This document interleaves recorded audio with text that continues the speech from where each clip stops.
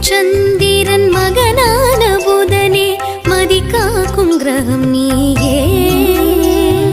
மேலான மேருவை ஆதித்தன் போலே வலம் வந்து பணிந்தாயே.